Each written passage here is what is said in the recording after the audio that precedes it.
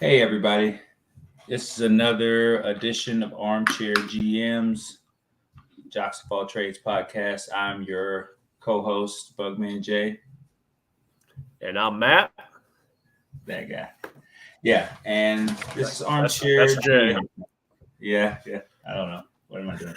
But anyway, how has things been, man? It's been a minute since we've been on the pod. It's been a minute since we've kind of talked a little. Oh yeah. Things are going well. Kids back in school. Everything's in full swing at this Yeah. point. Full swing. Oh yeah. Speaking of full swing, week 1 just this past week. So it's speaking of it's just all sorts of exciting. Week 1 is in the books. We're going to cover some notes on fantasy. Talk about the overperformers, talk about the underperformers, and everything in between. Yeah, just overall, just a lot of the first game. I just have to say, I'm going to go ahead and get it out of the way. The first game for me was a big eye opener, in many ways, from the inconsistency of the Rams on offense.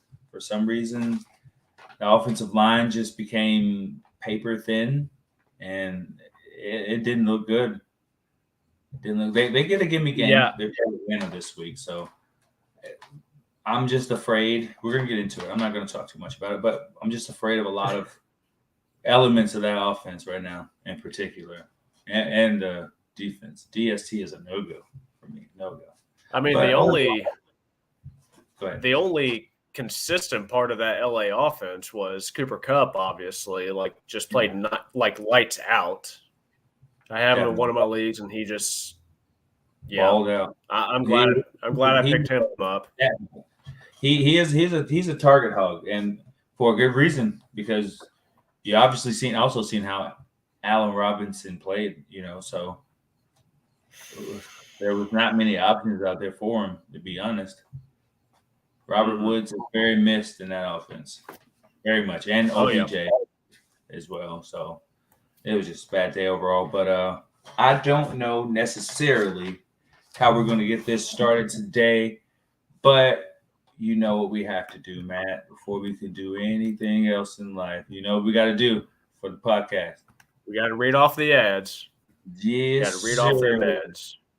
And I believe it is Matt's turn.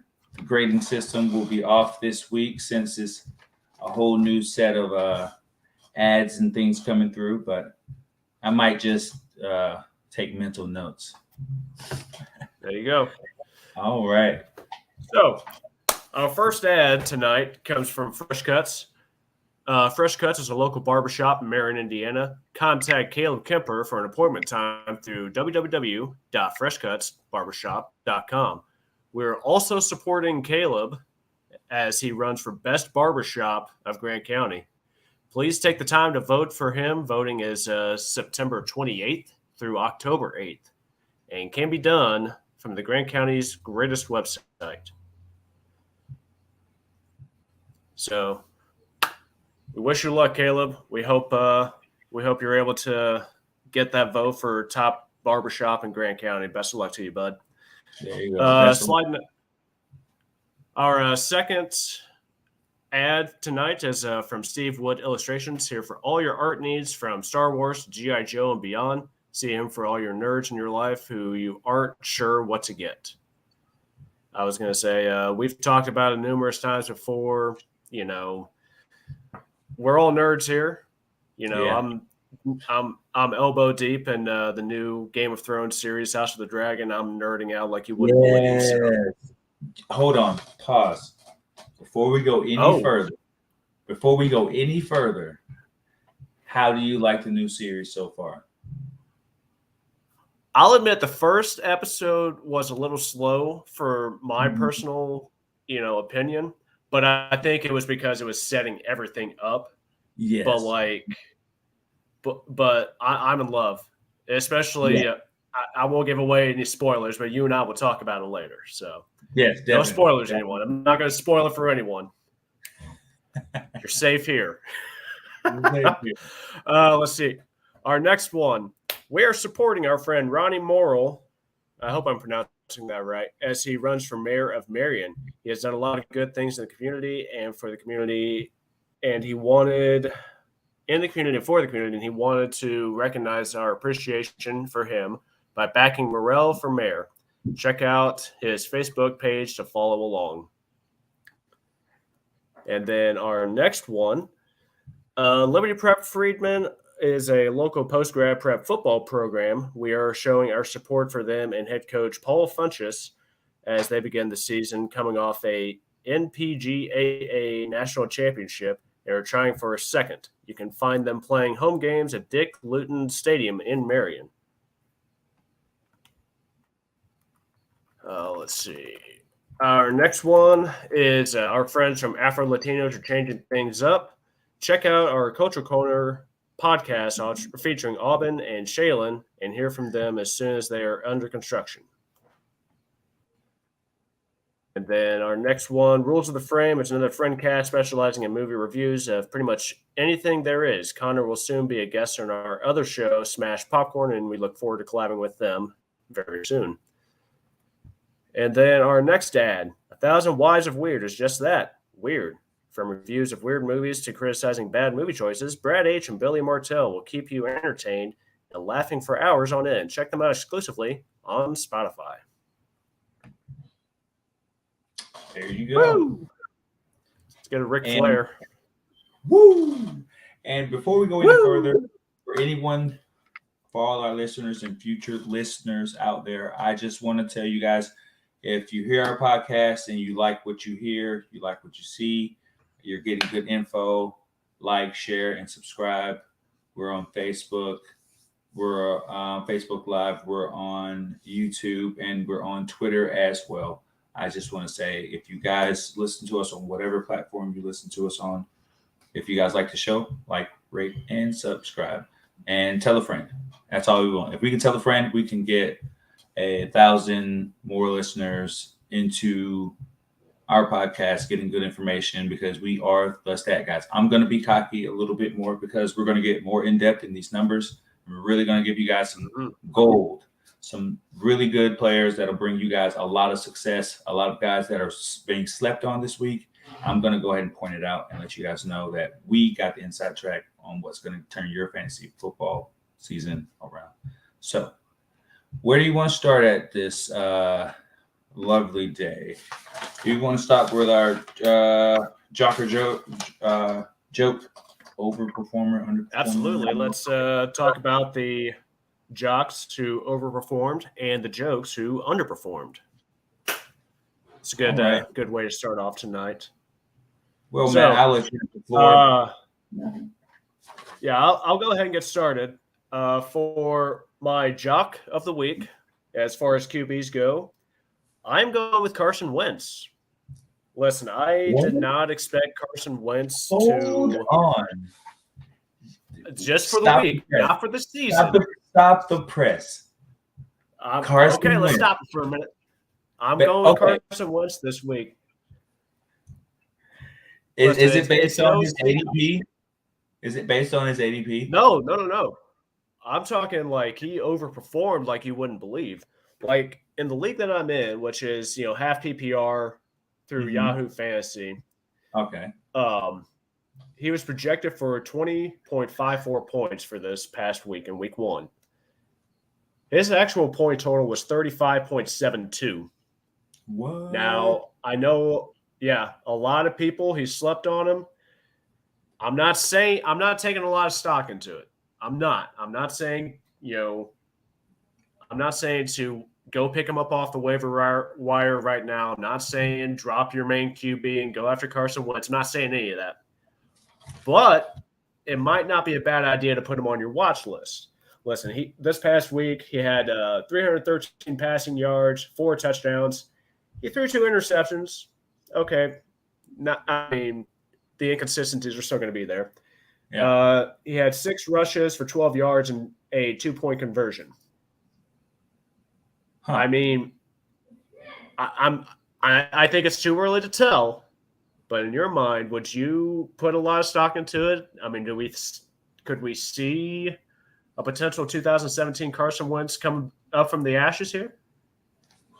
I wouldn't go as that far, but if we can get the first 8 weeks of 2021 Indianapolis Colts, Carson Wentz, that consistent, put it in the spots where everybody's not overcomplicate the situation by turning the ball over, then yes, they're in a good position. He's in a good position to be on the watch list. Now, if we're in deeper 2 QB leagues, you might even try to pick him up if you feel as if you have someone like Justin Fields, you don't feel like they'll be able to perform, or but I wouldn't necessarily go and grab him to try to be a starter, because I don't even know right now who their next couple of opponents are, because you have to take in a little bit of the stock of who they played. I'm glad you brought that up, because they are playing Detroit this coming week. Oh, and yeah, so it's kind of like I feel like it's gonna be a toss-up. That might be stepping ahead, but that might be a good sleeper matchup. Yeah. So, and I want to point this out, because I looked at the stats of Carson Wentz, and I looked at the stats of that game. He did all that without, like, McLaurin didn't have a big game at all. It was more so it came from Curtis Samuel and Jahad Dotson. He got a lot of credit from. So just want to point that out. Targets, I think maybe 4 or 5 targets for Dotson, but he made them count, and Curtis Samuel actually ran the ball. So it changed the dynamic of that offense a little bit. It's not so McLaurin central, and Carson Wentz is that kind of guy. He's going to hit him where you are, and if you're not ready for the ball, he's not going to look to you. He's going to take it somewhere else. So how do we feel about Terry McLaurin moving forward? Because he's obviously doesn't have to perform for Carson Wentz to benefit. So I was going to say, could you imagine, like, once the chemistry, literally is like this, in line with each other. Mm-hmm. I mean, maybe Wentz finally found a team. I mean, maybe he has something to prove this season with going back to NFC East. I don't know. I still think it's too early to tell, but like me personally, I went ahead and put him on my watch list. I'm not saying he's going to, take the spot, or he's not going to be my QB1 for the season. Mm-hmm. But if my main QB is on a bye week, I might go ahead and pick him up. All right. Well, now for the joke. Now, first off, I'm going to upset all my Packer fan buddies. Because being a Minnesota Vikings fan, we put a stomping on A-Rod. So, skull!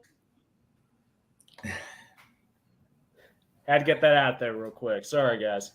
So, Aaron Rodgers, listen, he had a rough week. I don't necessarily put it all on him. I really don't. But he was my joke of week 1 for QBs. He was projected in Yahoo, half PPR. Want to remind you guys of that. 24.53 points. His actual was 3.7. Ouch. 195 passing yards, 1 interception, 1 rush from -1 yard. Now, I do want to point out, I'm not going to keep throwing salt in the wound. I'm not going to rub it in anymore. But week 1 of last year against New Orleans, he threw for 133 yards and 2 interceptions. Still won the MVP. Still led Green Bay to a 13-win season. I'm not putting much stock in this. I mean, obviously there's some issues as far as, compatibility goes between Rodgers and his receivers. Mm-hmm. He didn't have Lazard, who is going to be that guy for Green Bay. So have no fear, Packers fans. I'm sure Rodgers is still going to do well. Don't put a lot of stock into it. Just I wanted to get that out there, being a huge Minnesota fan and seeing Rodgers get thrown around the field last week. His QB ranking for this week in full PPR was QB 35. So last year, he was QB 38, right? And you know where he was ranked for the remainder of that season? QB 2. Exactly. That's why I'm saying, like, worse last year than he did this year. And then he still was able to turn that around. And like you said, win MVP. So for me, he doesn't move very far. He does move down 2 spots. I still wouldn't start Trey Lance over him. I'm not ready to start Justin Fields over him. Obviously, they're in another tier. But I would still consider Russell Wilson before I consider Aaron Rodgers. And our injury news and notes, I would have considered Dak Prescott, but now we're going to get into the situation where he's not going to be a part of the offense for a considerable amount of time. So, but I still believe he's a good quarterback. He's a top 12 quarterback in my mind, but it's just he's probably fallen down to number 12 for me right now, especially with that hodgepodge of a wide receiver core they have going on right now. It'll get better. I have faith that it'll get better, and he's just got to build some trust with those wide receivers. Although, like, it was nice to see Robert Tonyan back out there. I know he didn't make a big impact, but it was nice to see him out there, and at least Rodgers had someone to throw the ball to. So definitely, there's that. And I like the exposure of A.J. Dillon. Just to throw a little side note in, I like the exposure of A.J. Dillon and that snap count between him and Aaron Jones kind of questions me a little bit. It's kind of it wasn't good for Aaron Jones. I tell you that much. If I'm being honest, I'm surprised that I didn't see Aaron Jones on the field a little bit more, possibly line up in the slot. At least then that would have gave Rodgers another target to pass to. But I digress. Many times things out work there. Out. Well, they have things have to work out. There's parts of their offense they still have to work out. But he got a few targets in the passing, but A.J. Dillon just got a lot of work, especially when the game got out of hand. And that's a trend that's going to start to turn their value apart, because I think they're like maybe 4 rounds, maybe 2 rounds, maybe 3 rounds apart in draft. I think so. But the usage has changed when the necessity is there. So that's something to look out for as well. But I digress. All right, shall we move on to running backs now? And we'll start with you, buddy. I was going to my overperformers. It was kind of hard, but Cordero Patterson really overperformed based on necessity. I don't really think if Damian Williams wouldn't have went down, I don't think he would have had the role in the rushing game as much as he would have got. He got a career high 22 carries for 120 yards, 16 yards receiving and a touchdown. So that he definitely overperformed his ADP this month, this week. And it's a trend that if Damian Williams is questionable as of right now, so there's no Aguilar was a healthy scratch. So it was clearly Damian Williams and Avery Williams out there, and they were supposed to spell each other. Cordell spells them after a few snaps or so, but when given the load, I don't see a reason that Damian Williams will have any value for me, because Cordero Patterson showed that he can take on 20-plus carries a game, and he was effective against arguably one of the best run defenses last year. They were top 5 against the rush last year, and he continued to show you that he was not. Last year wasn't a fluke. I'm not going to put too much stock and raise him as an RB1 because he's going to work on catching passes as well as running. They're not going to run him out there like that every week. I know they're not, because that's not how Arthur Smith does it, and he's not that typical type of ground and pound back that he likes. I would really hope that Tyler Aguilar becomes a late season sleeper, but he was a healthy scratch. So Avery Williams is obviously in a better place, a converted cornerback. I don't get it, but it works in some kind of weird la-la land, I guess. But that offense is still bad. It folded in the clutch that game kind of hurt me. My home team's Atlanta, but I felt so good about how the game was progressing until the second half started, and then I just started to see glimpses, and then it just showed itself. It was the same exact thing. But I digress. My underperformers, running back was obviously Cam Akers, 0 fantasy points. The snap count is ridiculous between him and Darrell Henderson. It was an enormous gap. I don't want to talk about it. I'm going to go ahead and break it down. I don't want to talk about Cam Akers. Cam Akers had a total of 3 snaps. Darrell Henderson had 18. He was not in one of my leagues. In one of my leagues, I have both of them. I took Cam Akers and I made sure to take Darrell Henderson as the handcuff. Guess I should have swapped them around, but you made that mistake. You have weeks like that, I guess. Yes. Yeah, I did. Because if you take a swing and a miss, I took when we get to wide receiver, go ahead and spoil it. I took a wing and a prayer thinking that Allen Robinson was going to take a step forward this year, and given the prime opportunity to take over a huge role, didn't do it. And it tanked my week. Luckily, I still won because of Jalen Hurts. He was my QB overperformer, basically, because there was a lot of doubt on whether or not he would be able to take that next step. And he took that next step and some against my wife's Detroit Lions. But he looked good. He looked really good. All right. We're going to go to you for wide receivers. I think Matt may have froze. I think so.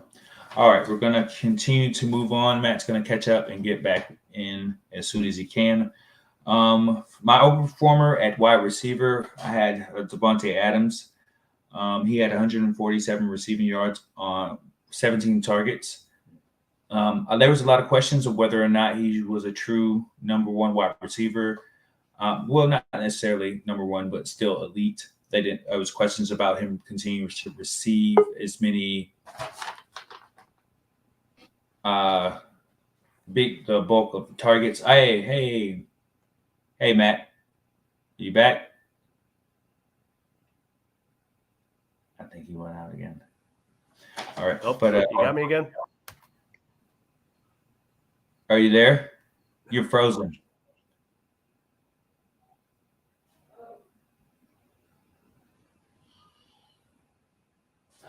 I digress.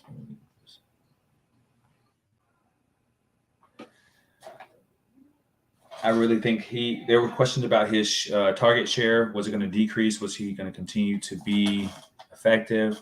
And up there, are you back? Okay, testing. We good? Yeah, you're good. There we go. I was just talking about Devontae Adams. Do you feel? You're good. Do you feel like there was any doubt that his target share was going to go down? Because I could see it a lot on Twitter, and a lot of correspondents thought that his target share was not going to be as high as it was. When he was. We did talk about this before. Yeah, we did. Decrease, and I think he proved the doubters wrong because he got 147 yards on 17 targets. That is a lot of targets. That is a lot of targets. Yeah, it is. I think this year with Devontae Adams, he's one to throw his name in there for possibly best wide receiver in the game right now. I mean, yeah, we saw from Cooper Kupp, saw from Justin Jefferson. Yes. Why not Devontae Adams? Why not? That is the true question. Why not? So because he is an awesome wide receiver, and he works the cornerback so well. It doesn't matter if it's zone or man coverage. He just finds a way. There's not many wide receivers that are, cornerback proof, but I think he has proven himself to be very cornerback proof. Now I know it's only week one, Mm-hmm. and we saw the three that I mentioned, wide receivers Mm-hmm. that just like went out and just like balled out, plain and simple. Mm-hmm. Again, only week one, but out of those three, who do you think has the better year? If I had to be honest, we're talking about Adams. I don't really see that consistency. Well, the target share is going to be there. I'd honestly, they're. That's a very good question. I have to go with Cooper Cup. Okay. Because I I don't like see it. I don't see any clear second right now to take his targets away. So the target share is going to have to be there because he's going to be probably one of the only consistent targets on that offense. I'm sorry for all the Allen Robinson buyers, but I don't buy into it. I didn't buy into it last year. I didn't buy into that he just had a bad year with a bad quarterback because there are many different wide receivers out there that make something out of nothing. I can't buy into it anymore. He's just not good. I was gonna say for me, I think as far as receptions go, I got to go with Cooper Cup. Mm-hmm. But as far as like touchdown leader at the end of the season, I got to go with Justin Jefferson. And I may be a little biased, I'll admit that, but with how he was able to find holes in the zone against Yeah. Green Bay's defense, I mean, I don't know if it's just very suspect, which is very suspect, by the way. Their back four, dreadful. Oh yeah, they were. Yeah, they were. Dreadful. And it's just like is it Kevin O'Connell's like play calling? Was it that Jefferson just got very consistent or very lucky finding those holes? I don't know, but either way, it proved effective. And definitely, as far as touchdown king goes for the wide receivers this year, I almost have to believe it's going to be Justin Jefferson. But if we're talking strictly receptions, I had to go with Cooper Kupp. Well, now there's a dynamic to this now because I could see Devontae Adams being leading in touchdowns. It's not like he hasn't been close to that title or have amassed that before. So now I was going to say it just depends on the consistency of the quarterback because there's good and bad to all three of the guys that are passing the ball to these guys. They're catch-22s, all three of them. So there could be studs or duds. Oh yeah, easily. So we have to think about that. But could the target share that Devontae Adams and Cooper Kupp get and Justin Jefferson get? It's this interchangeable 1, 2, 3 fantasy perspective, So they're 99.999% roster. These are elite guys. And I think that all three of them have the capability of being wide receiver one, to be completely honest, because their situation dictates it. Their target share, their efficiency with their target share, their ADOT, it's a lot to like. So I was going to say with Devontae Adams, if he does, I think he's going to have a lot of touchdowns, and I give the slight edge, very, very slight, very marginal. I got to give he's going to come in second to Justin Jefferson, in my opinion. But it's going to literally come down. I think so. And I think it's going to come down to week 17 on who's going to be, who's going to be touchdown king for wide receivers. Health provided. Yeah, obviously. I mean, again, it's only week one. Mm-hmm. Still a long season to go. Let's see what happens between now and then. All right, let's keep it moving. Underperformers. I have Mike Williams, 2 of 4, two receptions on 4 targets for 10 yards. That's horrible. That's horrible, especially after Keenan Allen went out. That's just horrible, man. Who can live that? And he had these years last year. He had this stretch last year. But with Keenan Allen, he's been pretty effective when Keenan Allen's not on the field to start the game. So we just have to pray that Justin Herbert puts it together, because Justin Herbert threw 3 touchdowns. When none of them were to Mike Williams. Mm-hmm. In key situations, goal to go, red zone, no targets, not one. So something has to give now, especially with Mike Williams being out. What stock do you give in Joshua Palmer? Joshua Palmer performed pretty well at the end of last year when Keenan Allen was out. I give him stock in terms of like going down the field. Mm-hmm. As far as red zone, I'm more inclined to believe that it's going to go to Austin Eckler a little bit more than it would a receiver, or even Gerald Everett, which we'll talk about him later. But I think between those two, I would have more faith going to them in like red zone targets than I would Palmer. But I could be wrong. Speaking of Eckler, his target share was pretty abysmal. He wasn't on the field a lot at all. Which I found kind of weird. Yeah, it took a lot of the load off of him, and he wasn't that effective. It wasn't a horrible game, but by what we have seen in the past, that was pretty mediocre. Mediocre. I mean, he's fought injuries in the past. There's no secret to that. There's no denying that. So, I don't know. Do you think part of it has to do with, kind of easing him into things and working on load management, or? Yeah, it's definitely load management, and he's a first round pick, man. He's the first round. He's a first rounder. Like, I picked him 6th in my league. I picked him 6th for a reason, because he's effective with the run and with the pass, and neither one of them he was effective at last week.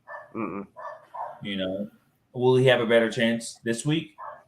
Quite possibly a get back game, but it's just if they're gonna cut your load, you got to be able to do better with what you get, because if not, you're going to be a fantasy dud for his ADP.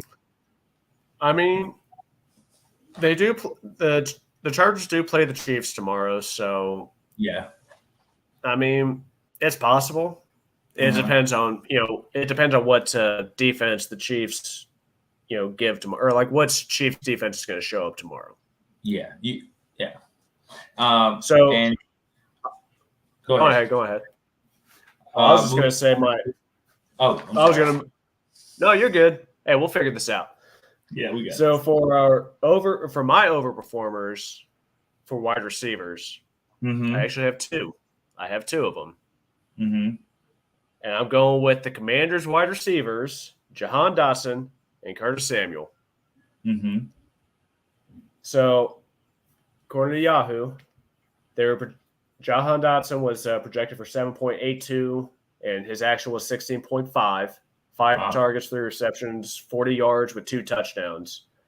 Curtis Samuel was projected 7.32 points.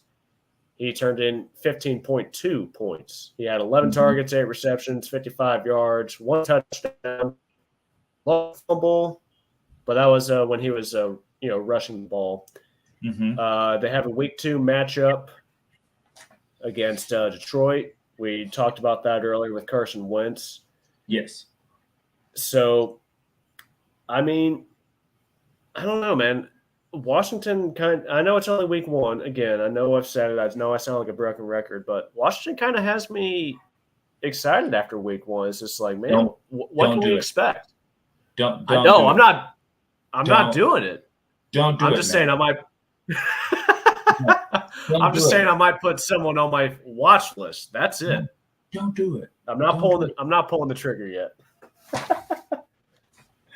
Okay. Well, I can say this, for whatever it's worth, they were used very adequately. They did look like they had some familiarity with what they were doing, because they were effective at it. Curtis Samuel wants to give you opportunity to see that he is In my opinion, both of them are probably flex worthy. I wouldn't say they were wide receiver twos unless they prove consistency. But in a 12-team league, 3 wide receiver league, they'd be wide receiver threes in my book. Two full PPR, maybe wide receiver 35 range for me, baby. Somebody that 2 wide receivers that have a lot of potential if they can be consistent, and that also so that their quarterback can be consistent. Yeah, absolutely. And Like, there's a lot of variables that come into effect, obviously, but we'll see what happens. And underperformer, my joke of the week. Listen, we've already talked about it before. Allen Robinson. He was projected 11.83 points. His actual was 1.7. Yep. In half PPR. So 2 targets, 1 reception, 12 yards. That's 1.2 in full PPR. Yeah. So I don't know. I'd like to think it was just a slow start for A-Rob. Yeah. I'd like to think that he's going to do pretty decent this year. But I don't know. Did Buffalo just keep him in check, or is A-Rob, the A-Rob that we think he is, from last year?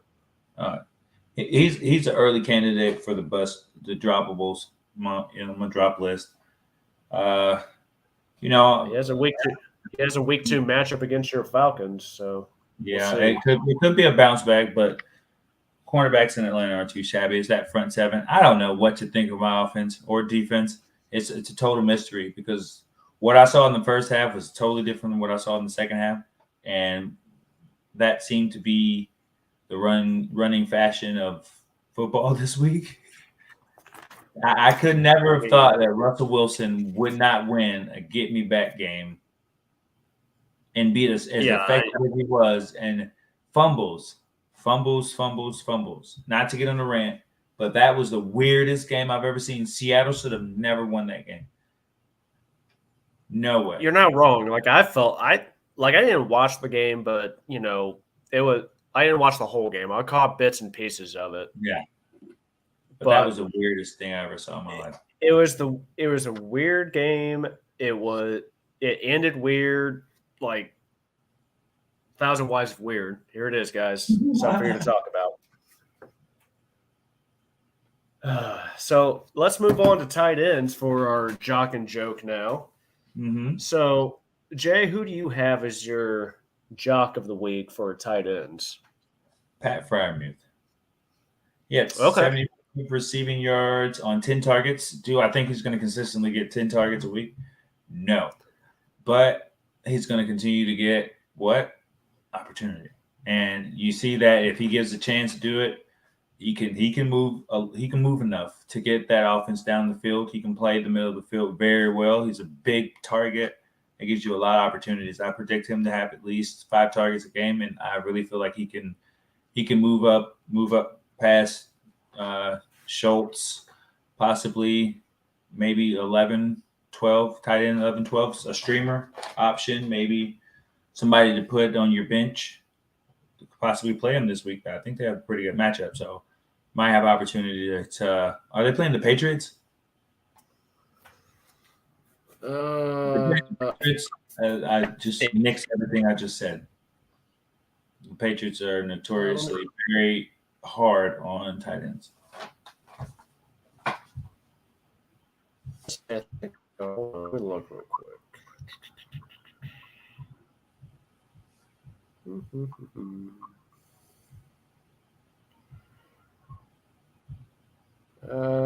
Yeah, they are playing New England this week.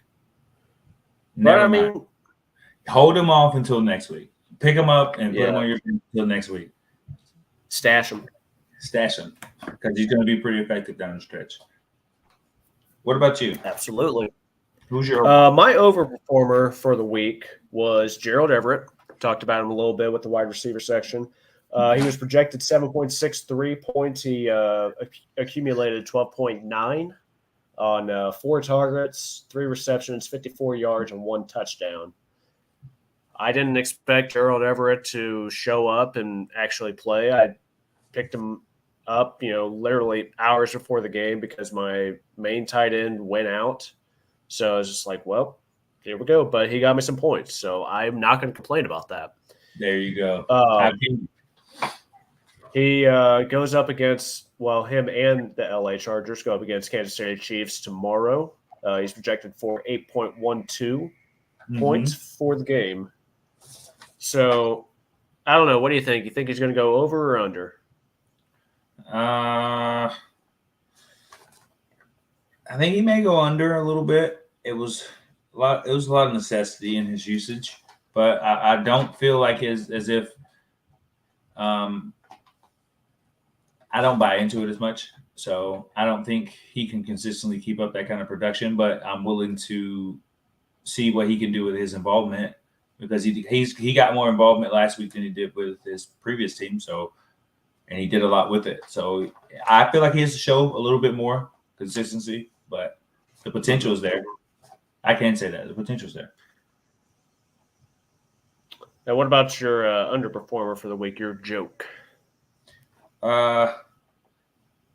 Mike Gesicki was somebody who looked really bad, after all the hype of saying he's going to have more targets and a bigger role in the offense, and he comes out and gets one reception for 1 yard. But I think the biggest sleeper is the third rounder, and Kyle Pitts with his 2 for 19 yards. He was not very much involved in the offense. It was as if Mariota just stopped looking in his direction. Don't know why. Maybe it was more of his familiarity with Drake London, who's a sleeper alert. But I don't know. It just was weird, his involvement in the offense. He just seemed like he was just out there. You know the talent that he has. You obviously know the track work. It's just I think it's more of the quarterback and him making a better connection. Because out of his targets, only maybe one of them were not underthrown or overthrown. So Mariota has a lot of stuff he needs to clean up in his mechanics, for one. I mean, at least those guys had a reception. I mean, my joke of the week was Cole Kmet. Oh, how did I miss that? Projection was 7.85. And he put up a goose egg. He had one target. One measly target. I don't necessarily put that just on him because I caught like the end of that 49ers-Bears game and like the field was just nothing but water. Yes, that was a very miserable game. So I don't necessarily put it just on him. I know weather probably played a factor, but it didn't do that the entire game. I guess I expected something, and I got nothing in return. So I don't know. I'm curious to see what happens going forward. I mean, we've talked about the Bears offense. There were so many inconsistencies there. Yeah. There's so much work that needs to be done. For one, he was very inconsistent and uninvolved, and especially when the game was on the line, the passes were not going in his direction. Mm-mm. So we'll see. We'll see what happens. But yeah, that Cole Kmet definitely my joke of the week as far as tight ends go. Definitely. All right. So let's move on to some waiver wire pickups. So I don't know. Who do you have for this week? I got a couple of them, but let's start with you, Jay, on your waiver wire pickups. Well, I have Julio Jones, who's currently, based on Fantasy Pros, is wide receiver 30. Last week, he was pretty involved in the offense at one point. He had 3 receptions on 5 targets for 69 yards, 23 yards per catch. And with the injury to Chris Godwin being out for maybe a week or so, Mike Evans has not historically been very good against the Saints defense. I think he has maybe 4 touchdowns out of maybe 15 games he's played him. So that's not very good.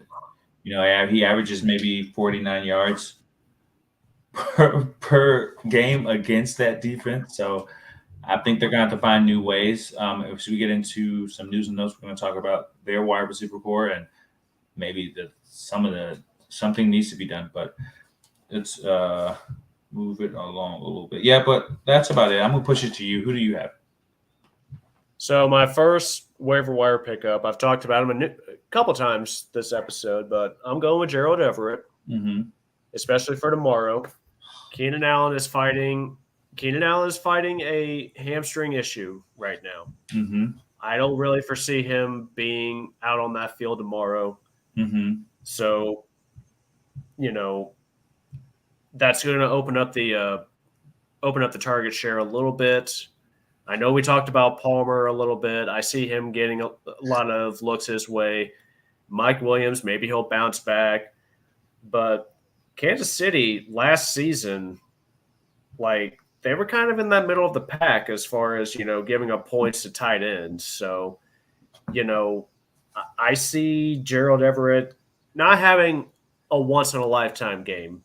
But if he's on your waiver wire, you know, might not be a bad idea. He could probably get you some points, especially if, you know, you fell down the Cole Kmet hole like I did this past week.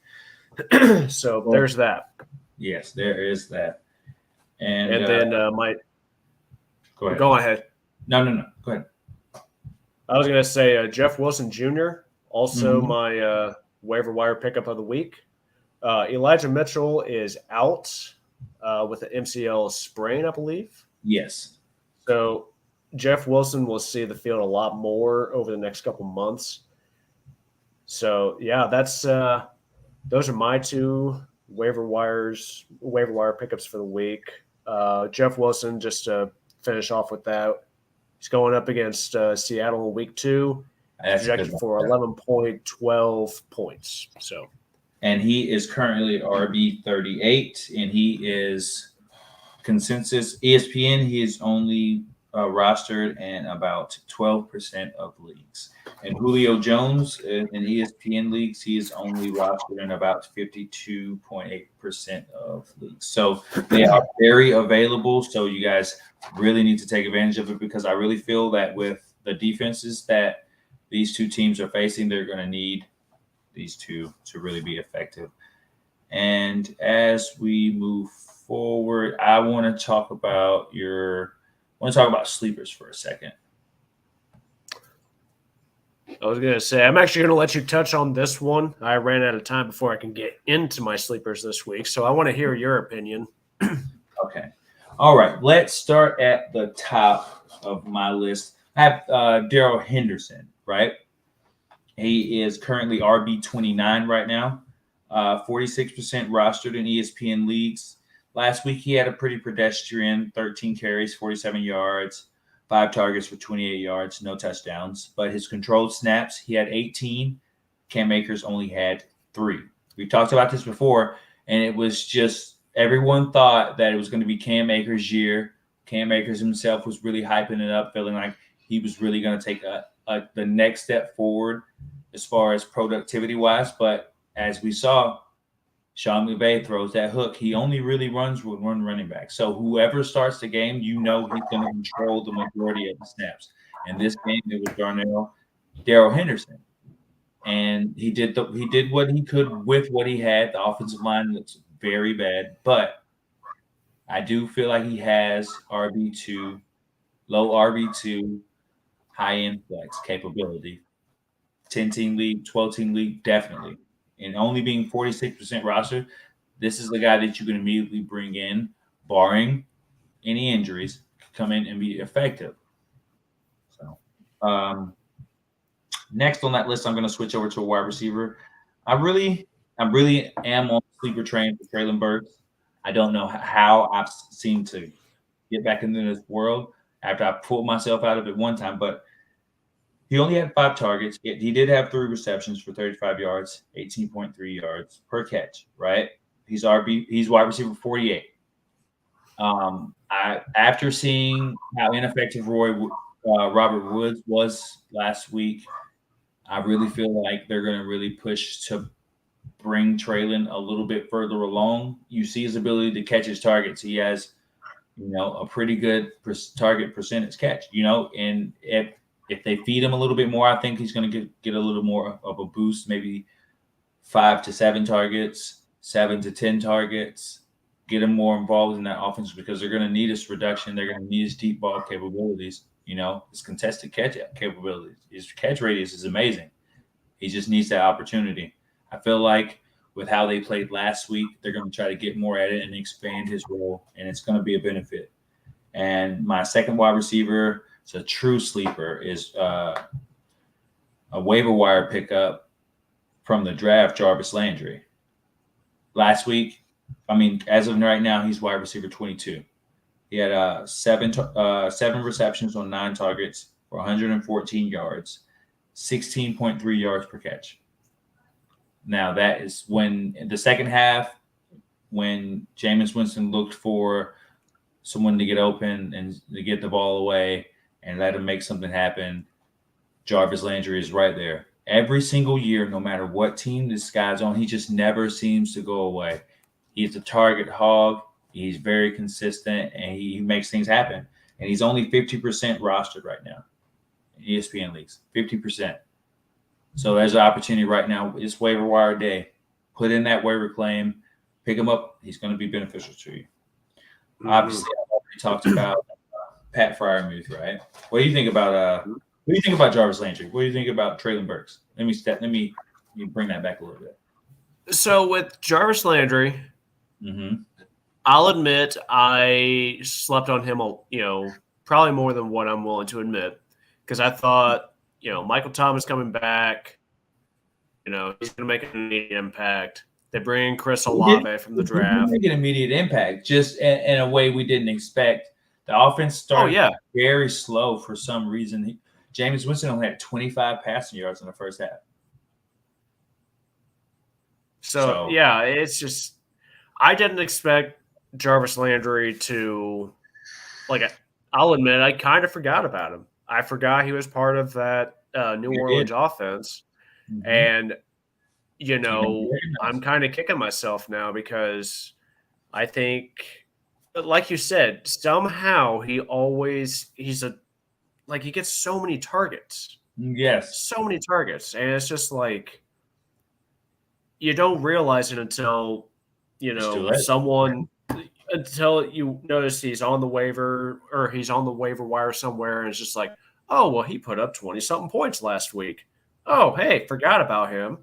Or he's on a team you're up against, and he just goes lights out. And it's just like, of course, where the heck has he been all year? There you go. I've also had to where I pick him up. He doesn't do anything for me. So, but he's very streaky. I can't give you that. But no, I do like it. Jarvis Landry, he's a talented receiver for sure. As far as Traylon Burks, I like it. I don't know how much I'm investing stock into it though, because now granted, again, it's only week 1. Yes, but with Tannehill, he's not as consistent as I would like him to be for me to go out and get a Titans wide receiver. Sure, A.J. Brown, I would have picked him up last year. I'm not going to lie about it. A.J. Brown was kind of somewhat proven. Not like a once-in-a-generational talent, but he had proved himself a little bit. Yes. So with Traylon Burks, I would almost wait till week 4, in my personal opinion, to possibly go after him. Unless he does something between this week and next week, then it's just like, okay, that might change my tune a little bit. But no, I like it. All right. Last but not least, I wanted to touch on Pat Freiermuth. Once again, his target share. He's jumped above a couple guys. He's a streamer. If you don't have a tight end that's working, Maybe you picked up a late round like Mike Gesicki, Schultz, or maybe there's just so many underperformers.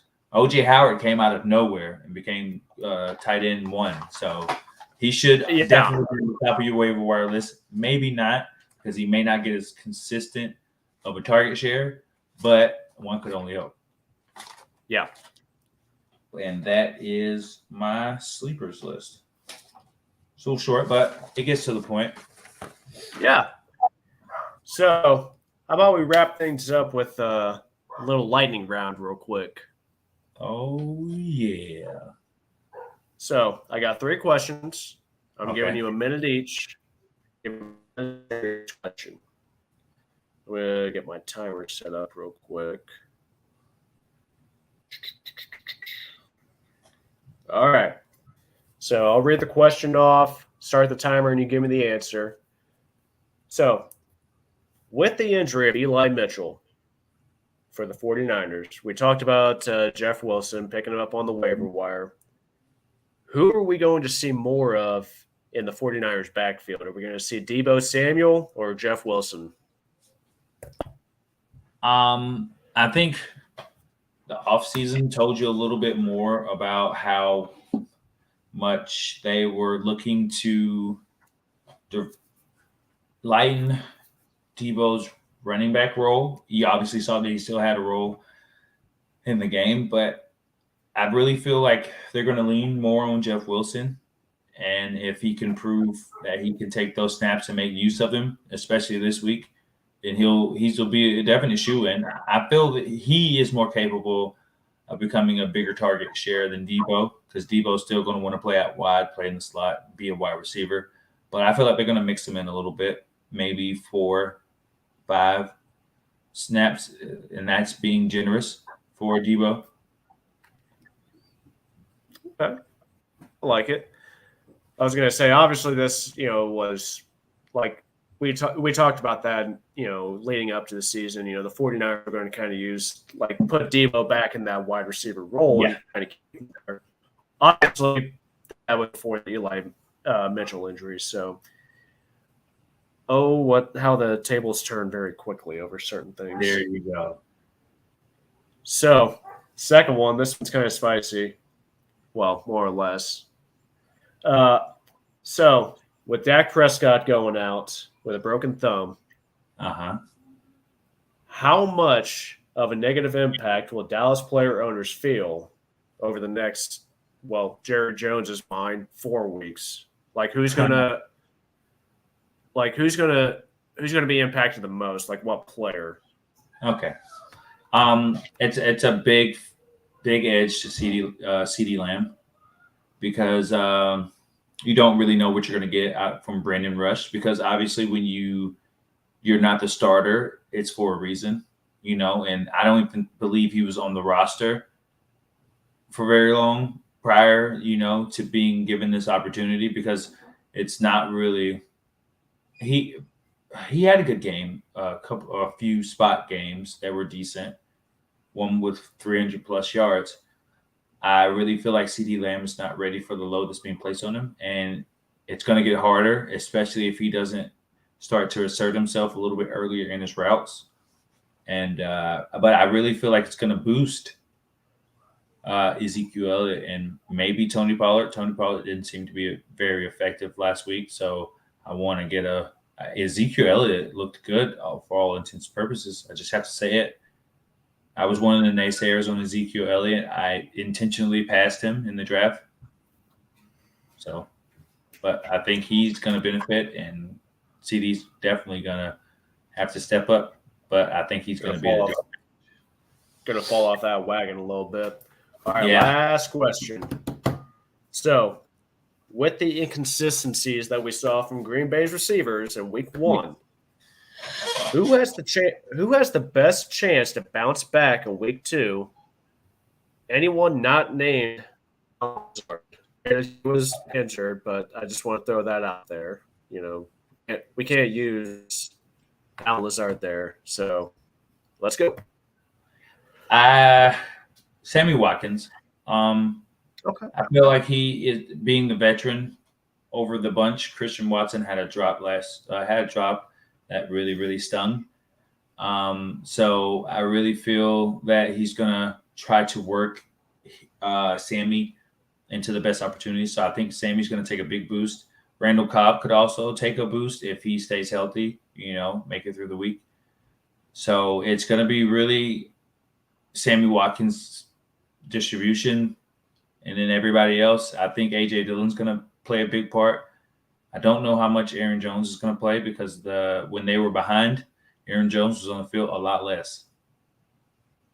So the distribution between those two. So I would have to say it's a split between AJ Dillon and Sammy Watkins.